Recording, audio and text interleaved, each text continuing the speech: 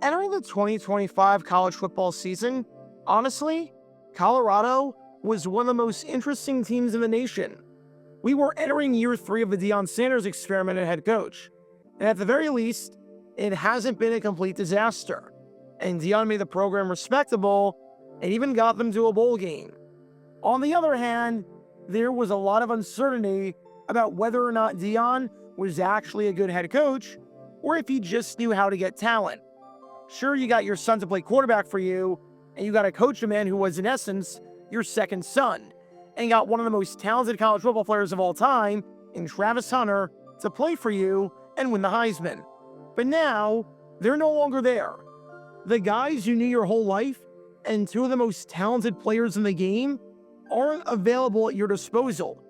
You're going to have to win games based on your coaching now, and you don't have a leg up. Especially considering how he's coached in big games and close games and situations down the stretch in the clutch. In year 3, we still didn't know whether Deion could actually coach and manage the game well. Well, I can emphatically say, without any shadow of a doubt, that we now know the answer. Aw, hell no! From empty, Salter with a quick throw out of the backfield. Welch is drilled. Big hit by... Okay, clock running. Down by 7. You've got 2 timeouts available. You gonna call a timeout? You gonna call a timeout?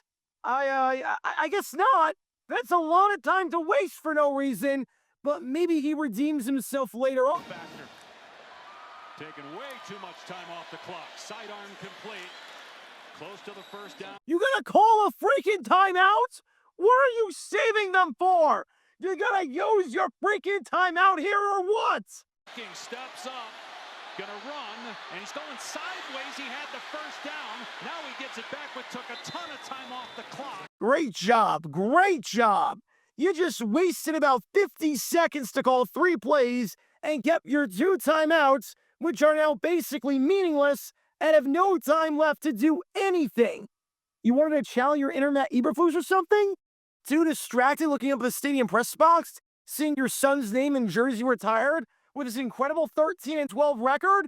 Why the actual heck would you not burn a timeout? Moving around in the pocket, now fires deep into the end zone, and it is incomplete. Welcome to Dumb Decisions. Before I break down what happened here, this whole series is about taking an in-depth look at decisions made during games that were clearly awful from the start. This isn't something to look bad in hindsight.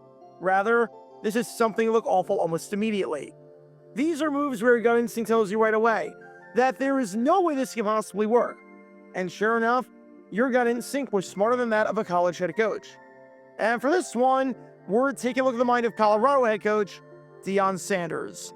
I really felt what Frank Reich did with his clock and timeout management at the end of the Stanford-Hawaii game last week was going to be impossible to top. I really did. And you can learn more about that by clicking the card in the upper right corner. Turns out, I was very wrong. Much like I was wrong about thinking the Tooth Fairy was real, and that rooting for the Jaguars would bring me a lifetime of happiness and wouldn't be soul-crushing and take 50 years off my life and want me to suffer alcohol poisoning 13 Sundays a year, I was wrong. Because along came prime time, who cannot coach in prime time, or any time for that matter. This isn't the worst clock management I've seen. Eberflus is still the winner because of how close they were down the field, and because that was a moment I thought his controller froze. But this is up there. This is freaking up there. So with that being said, let's take a look at why calling no timeouts whatsoever and letting a minute run off the clock down by 7 points is a bad idea. But before I do that, I was live streaming this game on my main channel, JaguarGator9, as I stream every night and stream just about every college game under the sun. I was live for this one, and I wanted to show you my reaction, my live reaction to the decision, because I don't think my jaw could drop any lower than how much it dropped here when I saw what Deion was doing, or rather, not doing with his timeouts. Take a look. Swing pass caught. Can he bounce off the tackler? He cannot. Welch goes down for a loss of 3. E.J. Lightsey number 2 and number 14 on the stop as well. Jai Gilmore. Colorado has 2 timeouts, not taking one here. Tick, tick, tick, tick, tick. I don't get why you're not taking a timeout here if you're Colorado. They're going to the line, though. 2nd and 12, 45 seconds. Salter. Curl route, caught. Does not get the first. That keeps the clock moving. And now you really have to take a timeout. The clock is ticking. They're not calling timeout. They've used about 40 seconds here on these 2 plays. What are they doing? 3rd and 1. Salter stepping up. Pump fakes. He's got the first down. He runs backwards. Runs out of bounds. 38-yard line. First down, but that took about 50 seconds to call 3 plays and they get 2. What are they doing? Because every first down stops the clock. Every first down stops the clock for Colorado. So why would you not take it if you didn't get the first down? Because the down and distance doesn't matter. Because you got to go down the field, obviously. That took 50 seconds. 50 seconds to run 3 plays and you got about 11 yards. So yeah, this definitely isn't hindsight bias. Everyone in America who had ESPN on their television set knew that you needed to call a timeout. Everyone in the stadium knew that you needed to call a timeout. That was everyone except for the man responsible for calling the timeouts in the first place. Because here's the thing inside of 2 minutes in college football. Coming back is doable. You have time at your disposal and plenty of plays to work with. Because unlike the NFL, the rules favor the offense in many ways.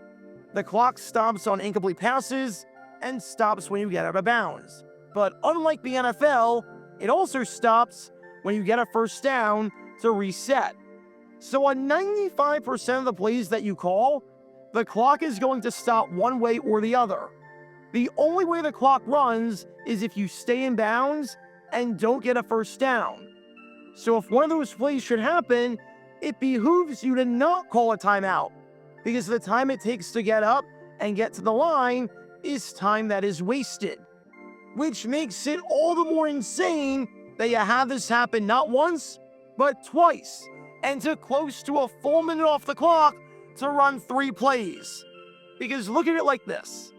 After that sequence, with that little time left on the clock, which was highly foreseeable because, well, duh, because that's how time works, are you even going to be in a spot where you'll need to call a timeout twice? You're not running the ball. You're not going short on a pass. We need to go more than 60 yards to get to the end zone in 20 seconds. You're spiking the ball on every first down because the downs are irrelevant because you won't be able to call 4 plays anyways. So it's not like you're saving your timeouts for that. Unless you take a sack, in which case you're screwed. There is quite literally no scenario with 20 seconds left where you're on the field that will result in you calling a timeout. And that means you're going to end the game with 2 timeouts in your back pocket at a time when you need as many plays as possible to push the ball down the field. It's just basic clock management. With all of that in mind, if you call the timeouts when you should have, then you would have had 3rd and 1 with about 57 seconds left and no timeouts. By not calling the timeouts, you had 18 seconds left, and like I said earlier, for all intents and purposes, no timeouts because of the clock rules and the situation. 57 seconds and no timeouts, or 18 seconds and no timeouts? Gee, which one do you want? If you need to get the ball a long way down the field and you have limited time available at your disposal, do you want more time or less time? Do you want more chances to call plays and a lower yards per play needed, or fewer chances to call plays and a higher yards per play needed? Which one do you freaking want, Coach Prime? You want more chances, obviously. If you're on a game show and to make it to the next round, you need to just get one question right. One single question. Would you rather have 1 question or 5 questions? You want more chances. It seems so obvious and elementary, but this was apparently a foreign concept to Deion, and it cost them here for sure. Not saying they would have won the game if Coach Prime managed his timeouts better, because they had a long ways to go and not a ton of time to do it in, but they would have had a better chance. Much like you have a better chance at getting away with a crime if you try to bury the evidence versus if you post on social media what you did and how you did it with photographic evidence, you have a better chance of winning with more time versus less. Not great odds, but your odds skyrocket in one scenario versus the other. Naturally, after the game, someone asked Coach Prime about his timeout management, because how could he not? And this is what Prime had to say afterwards. Take a listen. What was your thought process with, Coach Pat Shermer, and how do you guys, come up with your management for that situation? I think we got out of bounds a couple times, so we didn't have to take them. So that's what transpired. We got out of bounds, I think, on both sidelines. And that's what happened. After the first, I think we got a good play, and we caught the ball, I think, for 9 yards. We got 1 yard to go. So if you get the first down, the clock stops. So it don't make sense to really use your timeout in that sense. So we were just really trying to preserve them till we certainly needed them. So, I mean, I don't want to go home with timeouts. They don't do me no good, but you got to be strategic as well. Just burning timeouts just to burn them, just so you guys won't say nothing. That don't make sense.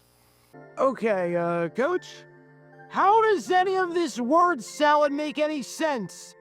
At no point in your word salad did you put together any sort of coherent argument. First off, it's not unnecessarily burning your timeouts for all the reasons I explained, so I'm not going to reiterate that a second time. Second off, I know you said you were close to a first, which is why you didn't take it. But guess what? Close doesn't count. The clock still runs if you're close. It's not as if they need to reset anything if you didn't get a first down. That's the whole point of the chain gang, which is to reset on first down. So the clock was running. Whether it was 2nd and 1, or 2nd and 3, or 2nd and 50, the clock's going to be running. So why you wouldn't take a timeout there doesn't add up. And number 3, you're worried about media criticism if you took a timeout by mistake? You didn't call the timeout because it was in your best interest to not be flamed if one of the timeouts was ill-advised and you were looking out for your own best interests as a grown man instead of the interests of your team and your student athletes? Of all the reasons to not take a timeout that I've ever heard in my life, and believe me, I've heard them all at this point, I was scared the media would roast me, might be the worst of them all. Genuinely the worst of them all. Are you 5 or something? Like, come on. Just stop it with that BS. If you don't know how to call a timeout, and you're in year 3, and you're more worried about the media than you are about the actual in-game situation, then you should not be coaching. Point blank, period. So what did we learn from all of this? If the clock is running and it isn't stopping, then take the timeout. Timeouts don't carry over to the next game. Just because you're close to the first down line doesn't mean you actually got the first down. So you need to recognize that with how you manage the clock. You want as much time as possible to go down the field. So to reduce that time for no reason is really stupid. And if your rationale for bungling the clock like this is because you didn't know how the media would respond, then you need to either grow some thicker skin or you need to quit coaching. Because newsflash, the media is still growing you for this and you can't coach. Because when all these elements are in play, you can't exactly be surprised when this play backfires. Talk about a dumb decision. Check out our live streaming schedule for the next few days. We're live every single day on this channel, whether we're covering a sporting event or playing GeoGuessr or just taking your requests. So make sure you like and subscribe and turn on the notification bell so you don't miss a single time that we go live and so that you can join this community. Also, thanks to all our members and our Patreon supporters who get exclusive perks like their name at the end of each video, members-only Q&A streams, and cool emojis to use on videos and during streams. See how you can join this community and become a member or a Patreon member by clicking the link in the description below.